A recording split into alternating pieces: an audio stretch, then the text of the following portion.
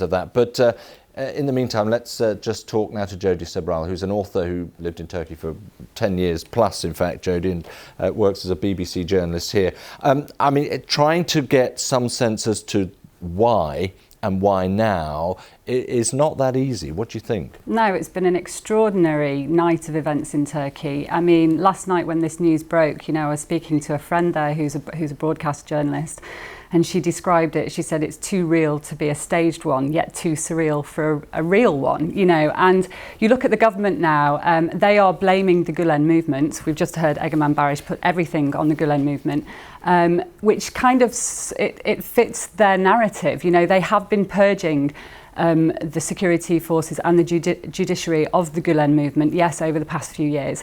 But Gülen, just explain, Cleric Gülen, who actually lives in Pennsylvania, I think, in the US now, exactly. has become a long-time rival to President Erdogan, but they used to be much closer. Yes, exactly. In fact, Gülen was behind Erdogan's democratic process. He was behind curbing the military powers in Turkey because Gülen was actually a victim of a military coup, and that's why he has actually condemned this action and said that he to make that point. Yeah, and feels that he was insulted by this by these claims. I would like to disagree with Egemen Barış and say that I don't believe that supporters on the street were left, right. I think the supporters that went out, that took back control of the streets, were clearly Erdogan's supporters. I mean, his response was very well organised.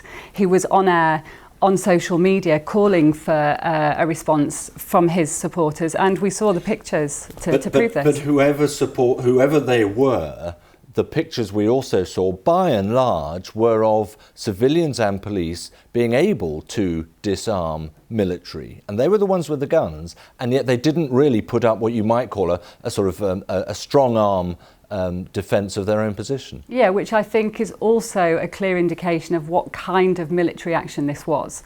It was more of a reactive, a desperate, frantic attempt to at a kind of a military coup, let's say, because it wasn't very well organised. There was only a few thousand soldiers that were involved.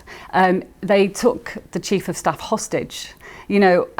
They probably thought that somehow they may have been able to persuade him to call for more people to get on board, but there simply weren't enough military involved in this action for it to be successful. I mean, from that point of view, it sounds essentially as a coup attempt, it was pretty inept. Yeah, I mean, I spoke to a member. I spoke to the leader of the main opposition party just about 20 minutes ago on the phone, the Kurdish party, and he said that this was more of a kind of a desperate attempt by a group of people within the military who were working against Erdogan's continued elimination of any opposition within the military itself. I suppose the Kurdish perspective would also be that they believe President Erdogan reignited the combat with the Kurdish separatists in particular as part of his own political positioning, so they would have an axe to grind in any case. Yeah, I mean, it suits Erdogan to keep this kind of conflict going because